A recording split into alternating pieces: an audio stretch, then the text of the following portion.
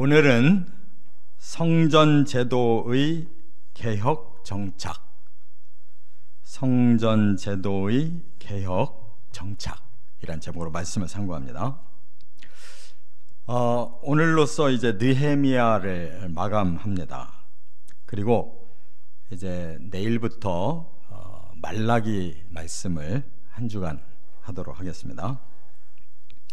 이제 느헤미야서를 마감하면서 우리가 한번 돌아볼 필요가 있는데, 느헤미야서는 그야말로 느헤미야가 주인공이에요. 그가 좋은 자리 내버리고 이 연약한 선민의 나라로 총독으로 부임해서 온갖 것을 다 개혁했습니다. 폐허가 되어 있는 예루살렘에 성벽을 쌓고 백성들을 다시 불러 모으고, 또 성전과 나라의 그 정치, 또 성직자에 대한 모든 체제를 정비하고, 그리고 제사 제도도 정비하고, 또 백성들로 하여금 심령을 개혁시켜 가지고 신앙 생활이 실천되도록 이렇게 했는데도 이 개혁이 자꾸 뒷밖으로 도는 거예요. 그런데 끊임없이 노력을 했어요. 부단히 계속 개혁을 시행했더니 결국 이 마지막 이제 이 말씀은 최후의 성전 그 제도가 잘 개혁됐고 이게 이제 실천되기 시작했다, 정착됐다는 거예요. 그러니까 끝마무리가 아주 아름다운 말씀으로 지금 끝나는 거잖아요. 여기 12장 끝부터 13장까지. 그러니까 이 성경의 그 클라이막스, 결국은 개혁이 잘 정착됐다. 어떤 개혁? 성전 개혁. 이게 제일 중요한 거예요. 다른 거 다 돼도 성전 개혁이 정착 안 되면 소용없어요. 왜? 성전에 하나님이 계시고 백성들은 하나님을 경배하고, 이것이 제일 핵심적인 건데 이게 그동안 자꾸 삐뚤어진 거예요. 그래서 이걸 또 시행하고 또 시행하고 해서 결국 정착시켰다고 말씀했는데, 그러면 성전 제도 개혁의 핵심이 뭐냐, 노른자가 뭐냐, 여기에 세 가지로 지금 말씀하고 있어요. 첫째, 44절부터 여기 12장 44절부터 47장 7절까지 보면 예물과 11조를 바르게 드렸다. 이것을 제일 먼저 말씀하고 있어요. 자, 그러면 이 예물과 11조가 뭐길래 이렇게 하나님의 성전에 이걸 바르게 드렸다고 이렇게 강조하느냐. 이 예물과 11조는 바로 하나님께 헌신한 제사장들과 레위 지파 사람들이 먹고 사는 생활비예요.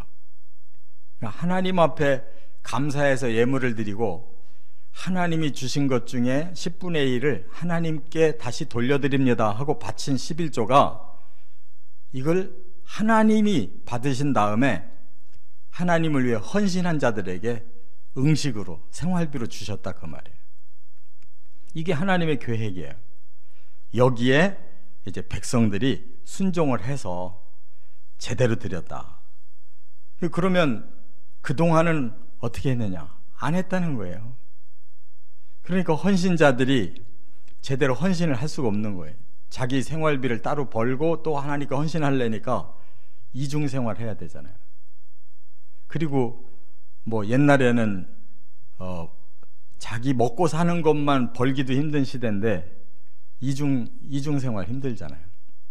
그러니까 레위인들도 다 뿔뿔이 흩어져서 농사짓고, 성전이 헌신자들이 없어지니까 점점 약해져 가지고 사람들이 하나님 앞에 나오질 않게 되고, 바로 여기가 중심이 되는데 이것이 흩어져 버리면 하나님의 그 성전은 무용지물이 돼버리는 거예요. 그렇게 되면 하나님도 등지는 거예요. 그래서 신앙생활의 가장 핵심이 뭐냐? 바로 하나님 앞에 그 주신 은혜에 대한 감사가 있고, 또 하나님께서 하나님을 위해서 헌신한 자들에 대해서 하나님이 책임져 주시고 그들의 삶을 보장하실 때, 이게 하나님의 이 모든 역사는 정상적으로 움직여진다는 거예요. 그래서 여기 중요한 말이 뭐냐, 유다 사람들이 이를 즐거워했다라고 여기 말하고 있어요. 이건 무슨 말이냐면, 일반 백성들이 이제 유다 백성들이잖아요. 백성들이 주로 유다 백성, 베냐민 백성들이 이제 백성들인데, 이들이 이 예물을 드리고 11조를 하는 일을 즐거워했다는 거예요. 왜? 가만히 보니까 제사장들과 레위인들이 하나님을 위해 열심히 헌신하는 것이 곧 하나님의 복을 우리들에게 주기 위해서 하는 거구나라는 걸 깨달았다는 거예요. 그러니까 여기서 상부상조의 정신을 알게 된 거예요. 하나님이 백성들을 축복하시면 그 백성들이 거둔 걸 가지고 하나님께 감사해서 예물도 드리고 11조도 드리고, 그 다음에 그 하나님은 또 헌신자들을 또 축복하시기 위해서 그 예물과 11조를 가지고 생활하도록 또 허락해 주시고, 그러면 헌신한 사람들은 하나님을 공경하는 마음으로 또 백성들을 축복하는 중보자로서 열심히 하나님 앞에 제사를 드려서 백성들의 죄를 사해 주고, 백성들을 계속 영적으로 가르치고 그렇게 보살피게 되고 하니까 이게 선순환이 된 거예요. 선순환. 그 유다 백성들이 그걸 실천해 보니까 알게 된 거예요. 아, 이게 굉장히 보람 있는 일이구나. 우리는 하나님께 영광 돌리고 저 헌신자들이, 저 헌신이 우리들에게 복으로 돌아오는 거구나. 이렇게 신앙생활이 선순환이 된다는 것을 깨달은 거예요. 그래서 즐거이 드렸다는 거예요. 근데 왜 하필이면 우리 사람들이 가장 신앙생활 하는데 좀 뭐라 그럴까요? 드러내고 싶어 하지 않는 이 물질 문제를 왜 이렇게 하나님 강조하셨을까? 이거는 우리 사람들이 생각하는 물질관과 하나님이 생각하는 물질관이 다르기 때문에 그래요. 우리는 이게 가치, 우리들의 삶의 최고의 가치로 생각해요. 그래서 하나님 앞에 헌금을 해라 그러면, 야, 하나님이 왜 우리 돈을 자꾸 내놓으라고 할까? 이렇게 왜 내 것을 자꾸 떼가지고 가려고 할까? 이렇게 생각을 해요. 그런데 하나님은 그게 아니에요. 모든 사람에게 이 물질을 다 주셨어요. 그래서 하나님이 가지시는 것이 아니라 하나님을 통해서 모든 사람이 공유하게 하시는 거예요. 영적인 축복도 모든 사람에게 다 주고 싶어 하셔요. 그래서 그 영적인 축복도 서로 나누고 공유하라고. 그래서 영적인 축복과 물질적인 축복을 하나님은 공유하는 개념으로 하시는 거예요. 근데 사람은 그게 내게 들어오면 그냥 내 거인 거예요. 내 거. 세상 사람이니까 물질이 제일 중요해.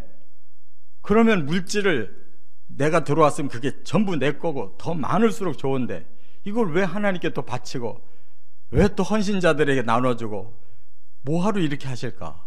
이렇게 생각한다는 말이에요.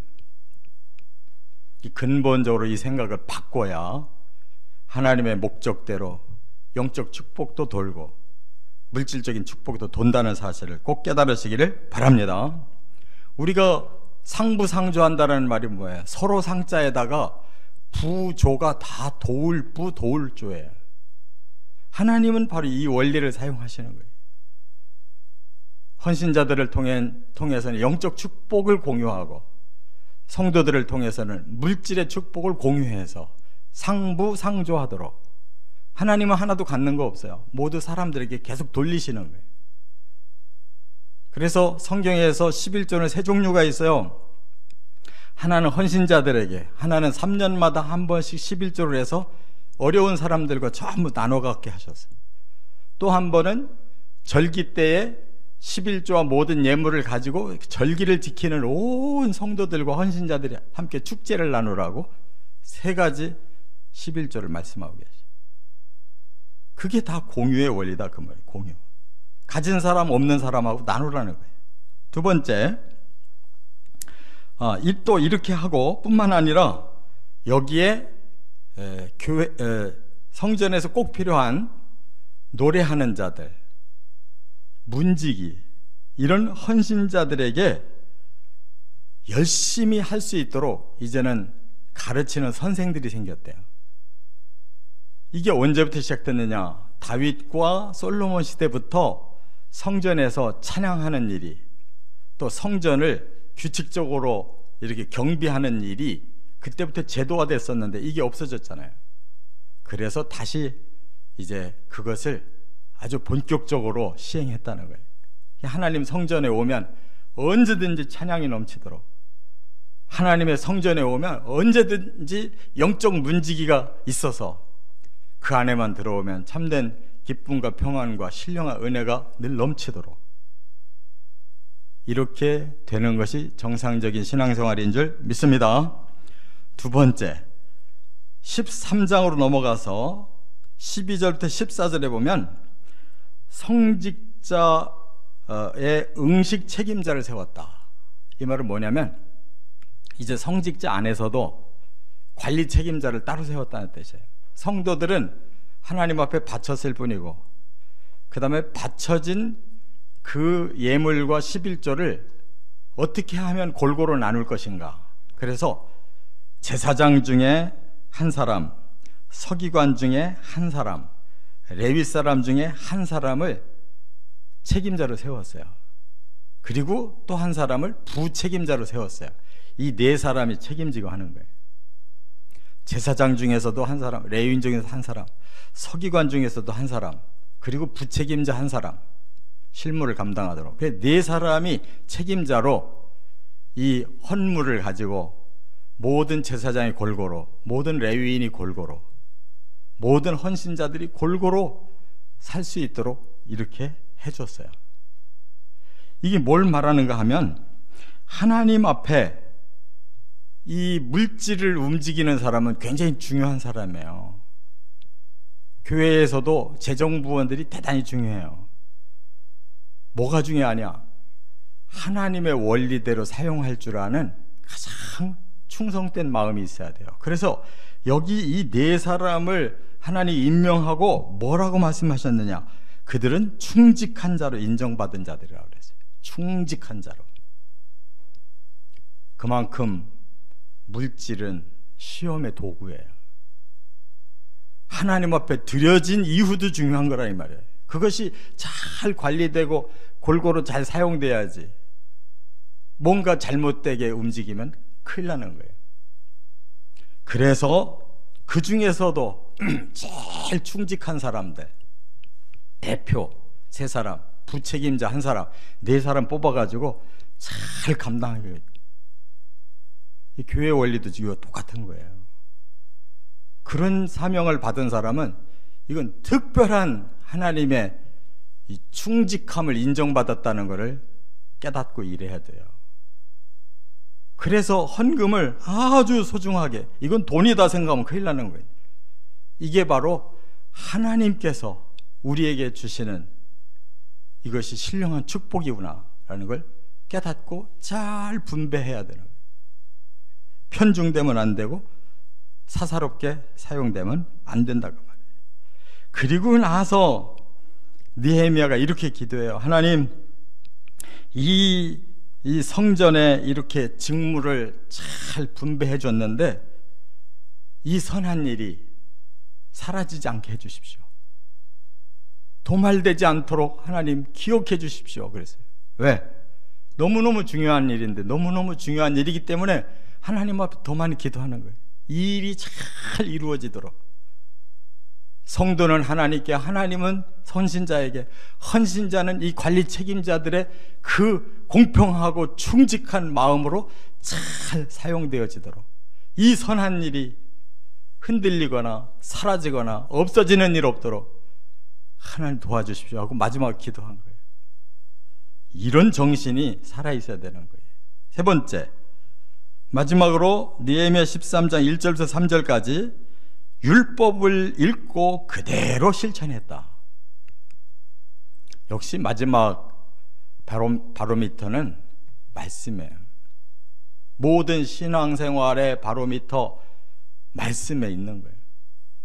그래서 모세의 책을 낭독해서 백성들에게 들려줬다는 말은 계속 말씀을 가르쳐줬다는 거예요. 성경 공부를 계속 했다는 거예요. 그래서 뭘 깨달았느냐, 여기 신명기를 읽다가 23장 3절에서 6절 말씀을 특별히 그들이 깨달은 거예요. 거기 보면 뭐라고 되어 있느냐, 암몬과 모압 족속은 영원히 하나님의 총회에 들어오지 못한다, 이렇게 하나님 선언하셨어요. 왜냐하면 이스라엘이 출애굽해서 가나안 땅 들어가려고 하는 길목에서, 마지막 길목에서 형제 국가인 모압과 암몬이, 왜 형제 국가냐면 이들은 이 아브라함의 조카 롯의 후손들이에요. 아브라함의 후손들이 선민이 돼서 지금 가나안 땅을 들어가려고 그러는데 그 입구를 차지하고 먼저 잘 살고 있었던 롯의 자손들 모압과 암몬이 가로막은 거예요. 못 가게. 우리나라로 지나가는 거 싫다는 거예요. 그래가지고 이스라엘 백성들이 빨리 돌아가게 만들었어요.